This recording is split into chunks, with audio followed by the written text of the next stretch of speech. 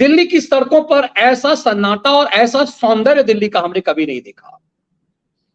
तो हम पूरी पहले तो थोड़ा सा उस दृश्य को दिखाएं आपको, उसके बाद समझेंगे कि दिल्ली के इस सौंदर्य से बेचैनी कहां बढ़ रही है, और दिल्ली से जो खुश लोग इस दिल्ली के इस बदलाव से और दुनिया के 20 सबसे शक्तिशाली राष्ट्रों के भारत आने पर दिल्ली दर्शन करने को लेकर के जो भारत का गौरव गाथा बढ़ेगा, भारत द्रोहियों की बेचैनी क्यों है, वो समझने की कोशिश करें। लेकिन सबसे पहले एक आध वो मेरे वीडियो का कुछ अंश हम आप लोगों को दिखाते हैं जो हमारे मनीष ठाकुर शो चैनल पे डाला हुआ है। जरा देखिए दिल्ली की भव्यता। भारत बंटप्पा के सामने भारत बंटप्पा में ये है लाइके जो है हमारा मोबाइल होता है।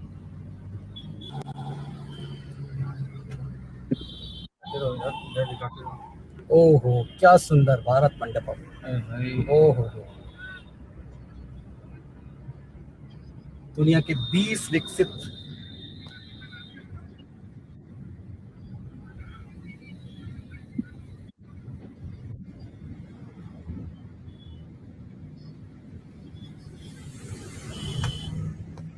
मतलब करना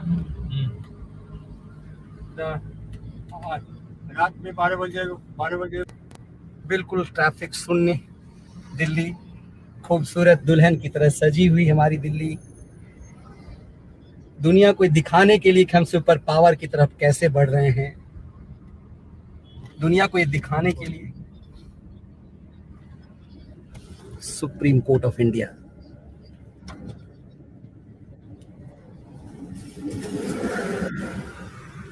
और दुनिया के 20 विकसित राष्ट्रों के ध्वज हैं। क्या कर दिया, कितनी सुंदर, कितना सुंदर, कितना भव्य हो गया आईटीओ। देखिए आप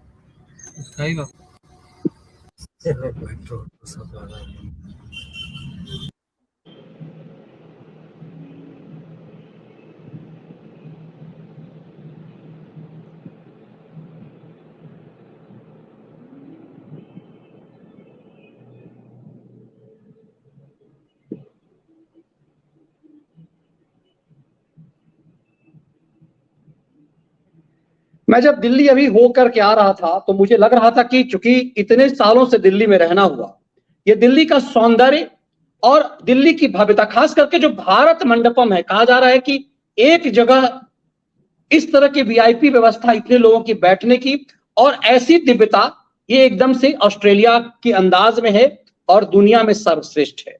पूरी दिल्ली चमक करके एकदम से तैयार है और दुनिया को एक मैसेज देने का।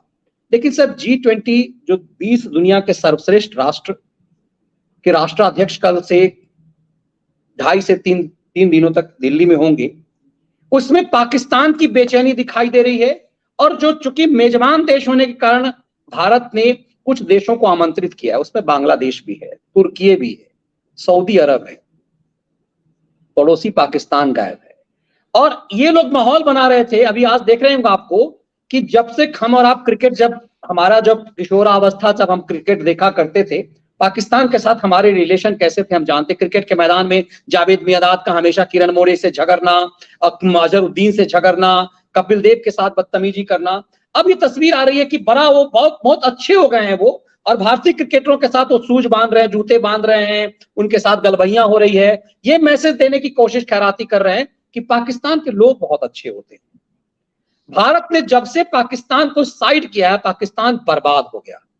G20 का सदस्य होना तो दूर, जरा सा इसमें कहते हैं ना कि बेटी रोटी का रिश्ता के मामले को ही पूरी तरह से खत्म कर दिया।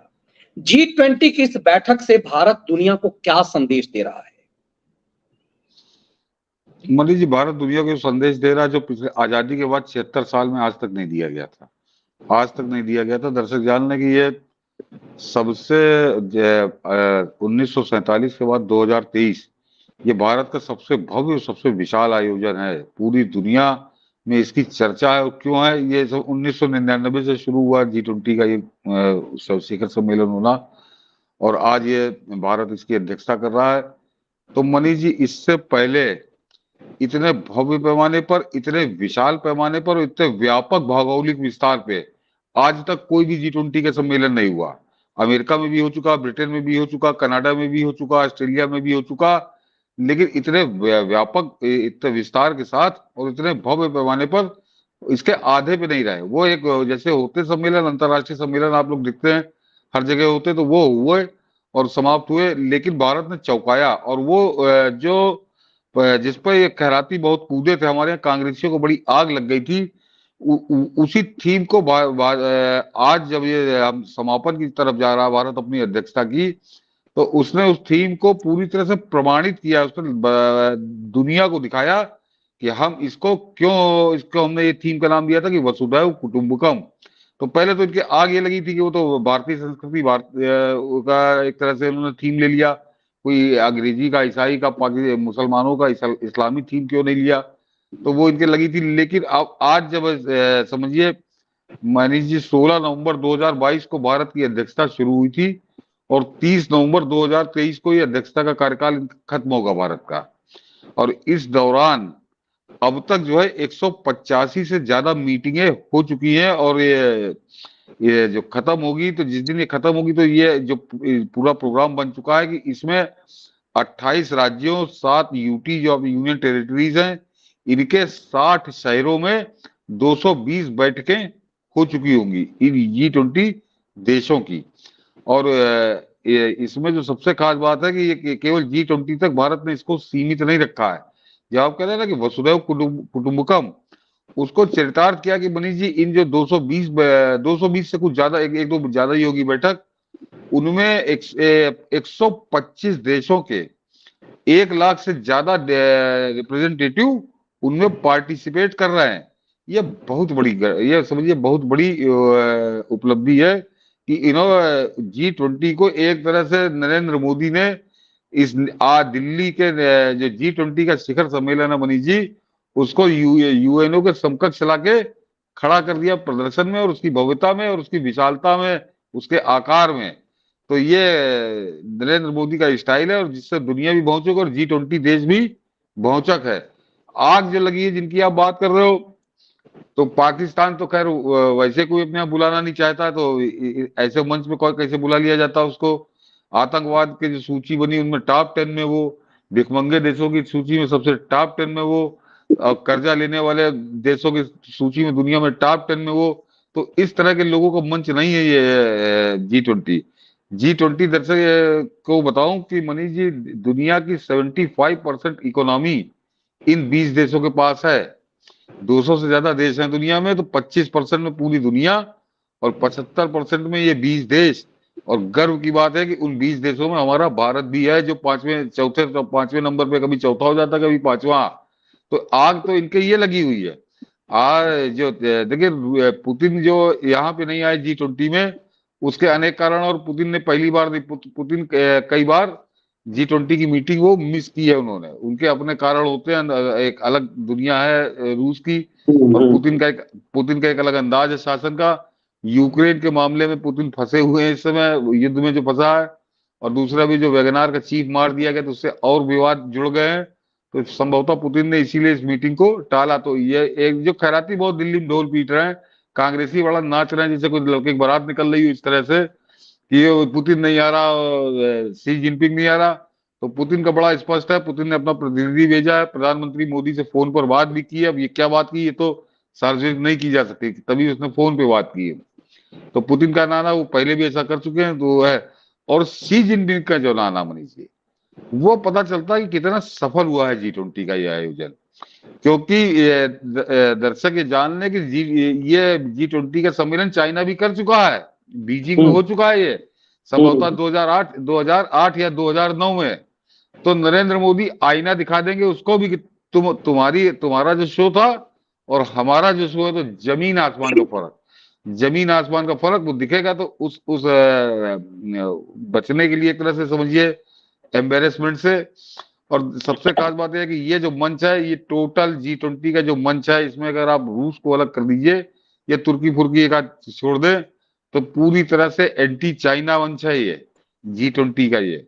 और यहाँ पर हो सकता है कि शी जिनपिंग को कुछ कड़वे अनुभव भी होते। तो इन बातों से कि एक तो दुश्मन की भव्यता, दुश्मन की इतना यश कैसे देखे हो, तो वो उससे उसने अपने आप को बचाने की कोशिश की, अपना प्रीमियर भेज रहा है। देखिए एक बात समझ लें कि चाइना बायकॉट नहीं कर रहा है इसका, शी जिनपिंग खुद नहीं आ रहा, उसका प्रीमियर आ रहा है। तो चाइना की उपस्थिति है, चाइना की उपस्थिति अभी तक जितनी बैठकें उनमें भी होती रही। केवल श्रीनगर में जो बैठक हुई थी G20 की, उसमें चाइना नहीं आया था, क्योंकि उसको अपने चमचे को बरनौल लगाना था। पाकिस्तान तड़प रहा था, तो क्योंकि पाकिस्तान उसका पाला हुआ कुत्ता है, तो उसने कहा चलो हटाओ, वो श्रीनगर से कोई लेना देना नहीं है चीन का, लेकिन उसने सिर्फ पाकिस्तान के चक्कर में वहां किया था। बाकी सारी मीटिंगों में भी चाइना के प्रतिनिधि आए हैं। तो ये एक बड़ी सफलता है कि शी जिनपिंग का जो ये खैराती उसको बड़ा नकारात्मक बता रहे हैं, तो नकारात्मक नहीं, इसको बहुत सकारात्मक लीजिए कि गजब का काम है। और दूसरा मनीष जी, ये जो G20 का आयोजन हुआ इतने भव्य पैमाने पे कभी नहीं हुआ दुनिया में, दर्शक जानते होंगे।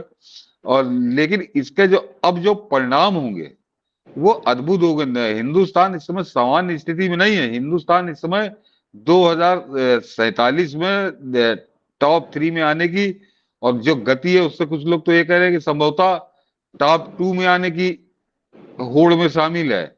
आर्थिक रूप से डंका पूरी दुनिया में बज रहा है। कूटनीतिक नरेंद्र मोदी ने जो अभी तक की जो पारी खेली है 9 साल की, उससे पूरी दुनिया बहुचक है। और याद दिला दूं कि संभवतः साल भर या 2 साल पहले का है कि वो जो बोरिस जॉनसन थे ब्रिटेन में, उन्होंने मंच पर बोलते हुए कहा था कि there is one earth, one grid, one sun and one Narendra Modi. तो ये 2 साल पहले बोरिस जॉनसन ब्रिटेन के मंच पे गए, जहां ये कूले मटकाने गया था राहुल गांधी। तो अपने उसी जो नरेंद्र मोदी ने अपना कद बनाया है दुनिया में, जो उनका स्तर बना है, उसी स्तर के हिसाब से G20 का ये आयोजन है। और इसके बहुत बेहतरीन परिणाम आपको आने वाले समय में देखने को मिलेंगे, क्योंकि इसमें मनीष जी चाहे आर्थिक मामला, आर्थिक सहयोग की बात हो, ऊर्जा एनर्जी कंजर्वेशन पे है बातचीत है, ग्रीन एनर्जी पे बातचीत है, और सबसे खास बात आतंकवाद के खिलाफ बड़ी रणनीति बनाने का एक कार्यक्रम चल रहा है। अभी तक बैठकें हो चुकी 185 बैठकें हो चुकी, समझिए करीब करीब 35-40 बैठकें बची। तो उनके सबके अपने अपने परिणाम है, जिनके परिणाम जिनके जमीन पर जिनके परिणाम आपको देखने को मिलेंगे। तो उसकी वजह से सबको आग लगी हुई है इन लोगों को कि क्या करे क्या ना करे, किस तरह से इसको हल्का करे। तो लगे पाकिस्तान के साथ, पाकिस्तान और चीन की भाषा में यहाँ के भी कुछ खैराती बोले, लेकिन उससे कुछ होना नहीं है। और ये बहुत आगे आने वाला इस G20 के आयोजन के बहुत बेहतरीन परिणाम आपको मिलेंगे।